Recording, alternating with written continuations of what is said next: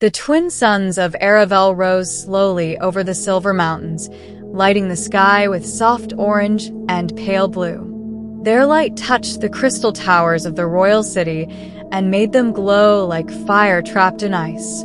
Every morning, the people gathered in the central square for the first light. But on this morning, something was different.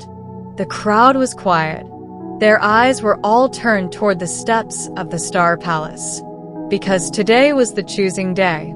Choosing day was a tradition older than any living being on Aravel.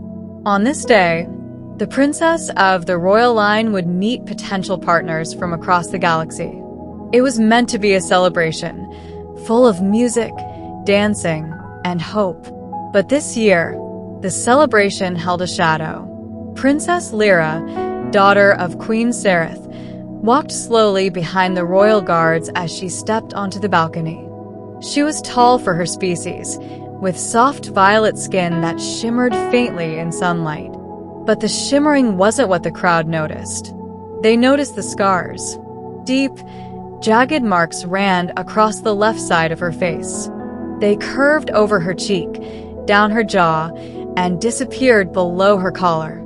3 years ago, during an attack on a border colony, Lyra had pushed civilians into safety and fought back an energy explosion. She saved hundreds. The explosion nearly killed her. When she woke up days later, half her face was burned. Royal healers did everything they could, but the scars stayed. And so did the whispers. Too damaged. Not fit for a throne. Who would stand beside a princess who looks like that? Lyra heard these words every week. She pretended they didn't hurt, but they did. Each one felt like a cold stone added to her heart.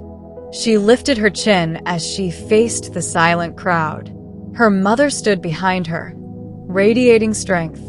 "Be brave," Queen Sereth whispered. "Your courage is your crown." Lyra tried to smile, but her lips trembled. The candidates lined up on the other side of the balcony, visitors from different planets. Some were tall and reptilian. Others were short and furry. A few had shimmering skin or floating crystal jewelry.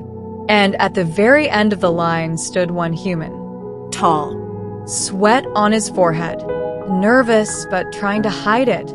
His name was Aaron Vale, a young engineer from Earth. He had arrived only 2 days earlier with a trade mission. He didn't expect to be chosen as a candidate. Humans rarely were. But the Queen invited him after reading about his bravery during a space station accident where he had saved several crew members. Now he stood among princes and warriors, feeling like a child in a giant shadow.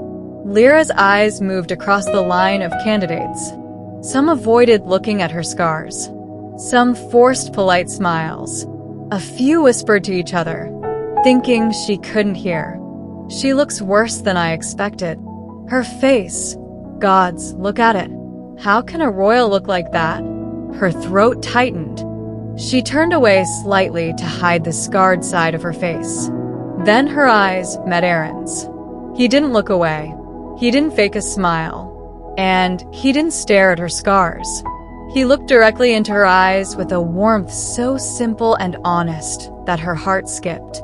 He nodded once, quiet, gentle, respectful. And for the first time that morning, Lyra felt like she could breathe. Beginning. The ceremony started with music played on crystal harps. Lyra stepped down the balcony to meet each candidate in turn. Tradition required her to speak with each one for at least 1 minute. The first candidate, Prince Oryx of the Draken clan, bowed with exaggerated grace. "Princess," he said loudly, "your bravery in the border war is legendary. Of course, I would have handled it differently. A royal shouldn't risk their own life so recklessly." The crowd murmured. Lyra forced a polite expression. "Thank you, Prince Oryx." He didn't mention the scars, but his eyes did. The next candidate, a shimmering being from Nialu, spoke in soft tones. "You are kind, princess. But your face, it reminds my people of a bad omen." I would not be accepted if I returned home with you. Lyra's chest tightened again. Her hands shook, but she kept her voice steady. I understand. One by one, she spoke to each candidate. Some were polite but distant. Others tried to hide their discomfort. A few didn't hide it at all. By the time she reached the end of the line, her strength was fading. She was ready to escape back to her room, away from all the eyes and whispers. Only one candidate remained. Aaron. He wiped his palms discreetly on his pants, nervous, but trying to stay composed. When she stepped toward him, he didn't bow deeply like the others. He simply placed his hand over his heart in Earth's respectful gesture. Princess Lyra, he said, it's an honor to meet you. His voice was steady, warm, real. Lyra tried to keep her posture formal. Thank you, Aaron of Earth. Just Aaron is fine, he said with a small smile. Lyra blinked. Most people tried to impress her with titles and grand greetings. Aaron spoke to her like she was a normal person. How was your stay on Aravel been? She asked. He chuckled softly. A little terrifying. Your crystal elevators move sideways, and the gravity in some rooms keeps changing. Lyra's lips curved. It is meant to help foreign visitors adapt. It almost launched me into a wall. She laughed, really laughed, for the first time that day. The crowd murmured in confusion. The queen raised an eyebrow, pleasantly surprised. Aaron continued, quieter this time. I read about what you did during the attack. You saved a lot of people. Lyra felt her throat tighten. It was my duty. It was brave, Aaron said firmly. Not everyone would risk their life that way. She looked down, her voice small. Most people only see the scars. I see someone who survived, he said gently. Someone stronger because of it. She looked up sharply. No one had said that before. Not like that. Not with such honesty. Their 1-minute tradition was nearly over, but Lyra didn't want to step away. Aaron didn't move either. For a brief moment, the balcony felt quiet, just the two of them standing in the soft morning light. Middle. Later that day, the candidates were invited to a private garden to speak with the princess again. Lyra chose to walk alone, needing air to calm her mind. She sat by a fountain, touching the cool water. She hated how the scars felt under her fingers, rough, uneven, a constant reminder of the pain. She wondered if anyone would ever look at her without seeing the damage first. Is this seat taken? She looked up. Aaron stood there, holding a tray with 2 steaming drinks. No, she said softly. He sat beside her and handed her one of the cups. It's called sun tea, he said. They gave it to me when I almost passed out from your gravity field. She smiled and took a sip. Warm and sweet. They talked. Not like a princess and a candidate, but like 2 people sharing a moment. Aaron told her about growing up on Earth near mountains that smelled of pine after rain. Lyra told him about spending her childhood learning how to speak to crystal beasts that lived in Aravel's caves. Aaron told her about nearly failing his engineering exam because he accidentally blew up a training robot. Lyra told him about slipping away from guards as a child to explore hidden tunnels in the palace. They laughed together. They shared things they had never told anyone else. But then the air changed. Footsteps approached. Prince Oryx walked toward them, his jaw tight. Princess, he said loudly, you should distance yourself from the human. His kind is simple, weak, not worthy of a royal choosing. Aaron stood up straight, but said nothing. Lyra's eyes flashed. Aaron is a guest of the palace. You will treat him with respect. Oryx sneered. Respect? Princess, look at yourself. You think anyone strong will choose you like this? The words hit her like knives. Aaron stepped forward, anger burning in his eyes. That was uncalled for. Oryx laughed. Stay out of this, human.